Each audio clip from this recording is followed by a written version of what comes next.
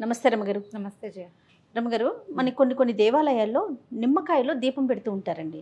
దీనికి ఏమైనా ప్రత్యేకమైన కారణాలు ఉంటాయా? అంటే ఏ ఫలితం కోసం నిమ్మకాయలో దీపం పెడుతూ ఉంటాం? దుర్గాదేవి అనుగ్రహం కోసం పెడతారు. ఆహా.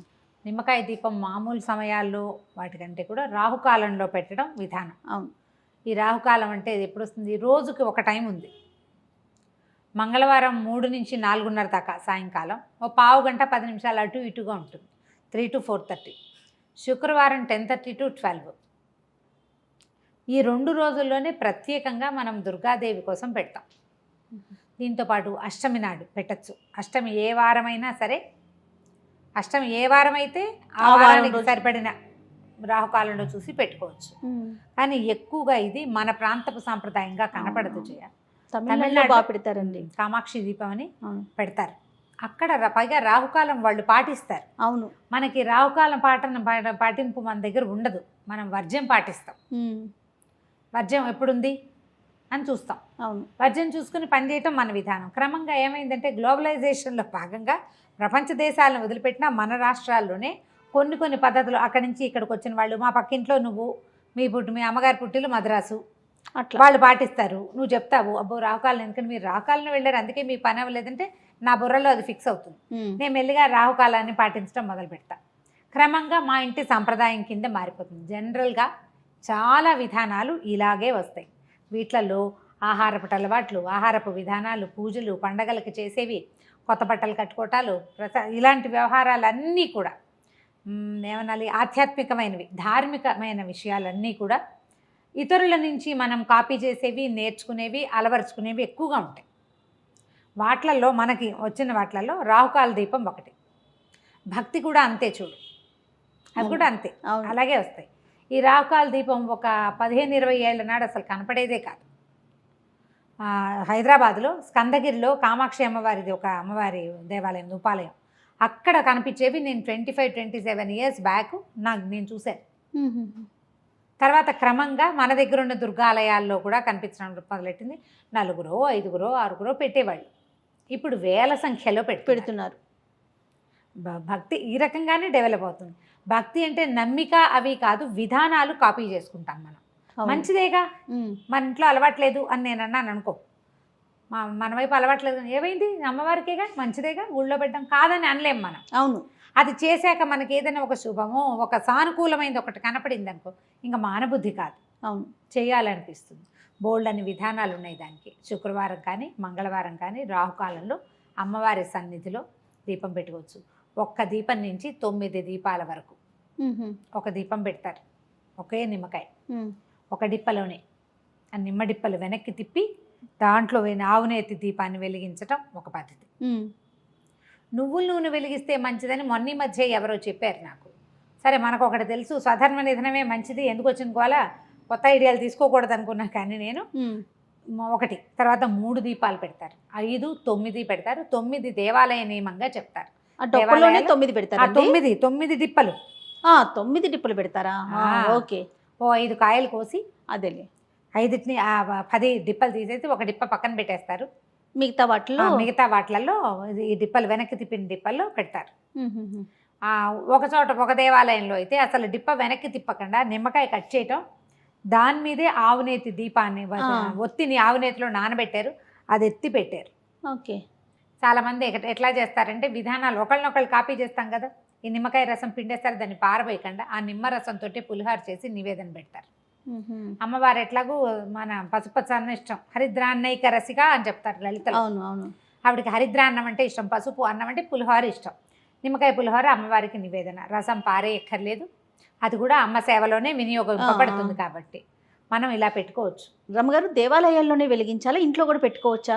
ఇంట్లో కూడా పెట్టుకోవచ్చు. ఆ సమయంలో పెట్టుకోవచ్చు. మనం ఎట్లా అంటే అప్పటిదాకా అభోజనంగా ఉండి శుక్రవారం 10:30 దాకానే కదా, 10:30కి మనం ఇంట్లోనే ఓ చిన్న పీట ఏదైనా ఒక ప్రత్యేకంగా అట్టు పెట్టుకోండి. పద్ధతులే తమిళనాడు సాంప్రదాయాలే, వాళ్ళంతా ఇట్లాగే చేస్తారు. అవును. పీట మీద చక్కగా ముగ్గేసి నిమ్మకాయలు పెట్టడానికి వీలుగా ఏర్పరచుకుని ముగ్గు మీద ఈ 9 ఇవి పెట్టుకోవటం. 9 చెప్పాక 3, 5 ఎన్నైనా పెట్టచ్చని. మనం ఏదైనా ఒకటి అలవర్చుకుంటే ఇంకా దాన్ని కంటిన్యూ చేసుకోవాలి ఓకే. ఓ పద్ధతి ప్రకారం. ఇదేంటంటే మనకి జాతకాల్లో రాహుగ్రహానికి ఇబ్బందులు ఉన్నప్పుడు రాహువుకి అధిష్టాన దేవత దుర్గ, అందుకోసం ఆమెని ఆరాధించడం కోసం దుర్గా స్తవం చదువుకోవటం. దుర్గా ద్వాత్రింశమాల ఒకటి ఉంది, 32 నామాలు ఉన్నది. దుర్గా దుర్గార్తిసమని దుర్గాపద్వినివారిణి, మంచి శ్లోకం. అన్నీ దుర్గ దుర్గ దుర్గ దుర్గ వస్తాయన్నమాట. అట్లాంటివి చదువుకుని దీన్ని వెలిగించుకోవటము. తర్వాత ఈ నిమ్మకాయతోటో ఇంకో దేనితోటో ఒక పులిహార చేసి అన్న నివేదన చేయటము, దాన్ని బాగా ప్రసాదాన్ని పంచటము దాని నియమం. అది ఇప్పుడు శుక్రవారం మంగళవారం అయితే మధ్యాహ్నం 3 గంటలకి, అప్పటిదాకా భోజనం చేయకూడదు, అన్నం తినకుండా ఉండాలంటారు. 3 గంటల నుంచి 4:30 దాకా. కానీ నేను చాలా చోట్ల గమనించింది ఏంటంటే మంగళవారాలు దేవాలయాల్లోనూ శుక్రవారాలు ఇంట్లోనూ పెట్టుకుంటారు. ఓహో. శుక్రవార రాహుకాల పూజ లక్ష్మీదేవికి కూడా ప్రీతికరమని ఒక చోట వింటున్నాం ఇవాళ రేపు. కానీ ఎప్పుడైనా రాహుకాల పూజ అంటే రాహు సమయంలో పెట్టుకుంటేనే జపిస్తే అది దుర్గాదేవికి చెందుతుంది. ఆ సమయంలో దుర్గని గనక పూజిస్తే అమ్మవారి దయ వల్ల రాహు గ్రహం తాలూకు మనకి అంతర్దశలలోనూ విదశలలోనూ ఎక్కడో చోట రాహు తాలూకు ప్రతాపం ఉన్నప్పుడు, మనకి ఇబ్బందులు ఉన్నప్పుడు అవి తొలగిపోవటం కోసం సాధారణంగా జాతకాన్ని ఫాలో అయ్యి చేస్తారు ఇట్లాంటివి. కాదు రమ్మగారు, పెళ్ళైన వారైనా పెళ్లి కాని వాళ్ళు ఎవరైనా చేయొచ్చు. ఎవరైనా పిల్లలకి జాతకం చూపిస్తారు, రాహుదోషాలు ఉంటాయి, రాహుగ్రహంతో ఇబ్బందులు ఉన్నాయి, అలా చెప్పారనుకో ఏం చేయించమంటారు అంటే పరిహారం చెప్తారు, రాహుకాల దీపం పెట్టండి అంటే సులువు కదా. అవునవును. దుర్గాదేవికి సంబంధించిన స్తోత్రాలు కొన్ని చక్కగా చదువుకోవటం, నేర్చుకోవటం, దేవాలయానికి వెళ్ళి అక్కడ శ్రద్ధగా చేయటం, ఆ దీపాన్ని అమ్మవారికి చూపించడం. దుర్గా చక్కగా స్థిమితంగా కూర్చుని ఉంటుంది. అమీర్పేటలో ఉన్న దుర్గా అమ్మవారి దేవాలయంలో అయితే మంచి హడావిడిగా ఉంటుంది. అవును, బాగా ఫుల్ టైం. అప్పుడు ఏంటంటే మనకి దేవాలయంలో అయితే ఏంటంటే చక్కగా అర్చన చేసుకునే అవకాశం, సాంగంగా పూజించుకునే అవకాశం లభిస్తుంది. మనం ఇంట్లో అయితే ఏంటంటే మనకి చేతొచ్చిన పూజ చేస్తాం. అవును. సాంగ పూజ సరిగ్గా ఎట్లా కుదురుతుంది? దేవాలయంలో అయితే అర్చక స్వామి ఎవరో ఉంటారు, వాళ్ళు చక్కగా అన్నీ చెప్తారు, ఒకదాని వెనకాల ఒకటి ఏం చేయాలి లైన్ ప్రకారం మనకే వచ్చి చేసుకోగలిగితే అది ఏమీ రాదయ్యా. మనకి గుళ్ళోకి వెళ్ళలేం, ఇంట్లో చేసుకోవాలి. చక్కగా దండం పెట్టుకోండి, దీపారాధన ఒక మామూలు దీపారాధన చేసుకున్నాక అప్పుడు ఈ రాహుకాల దీపాన్ని వెలిగించి దుర్గాదేవికి సంబంధించిన ఏ స్తోత్రాన్నైనా మనం చదువుకోవచ్చు. చదువుకుని పళ్ళు పాలు, తర్వాత ఇంట్లో ఉంటాం కాబట్టి పానకము వడపప్పు అలాంటివి నివేదన చేస్తే నిమ్మకాయ దీపం చాలా ఫలితం ఇస్తుందని, సమస్యలు రాహువు వల్ల వచ్చే సమస్యలు మనకి తొలగిపోతాయని చెప్తారు. ఇది ఒక మంచి ప్రయత్నం. ఇది అందరూ పెట్టాల్సిందే చేయాల్సిందే అని అనుకోవద్దు. మీకు ఆసక్తి ఉంటే పెట్టుకోవటం, ఆసక్తి ఉండి అవసరం ఉండి.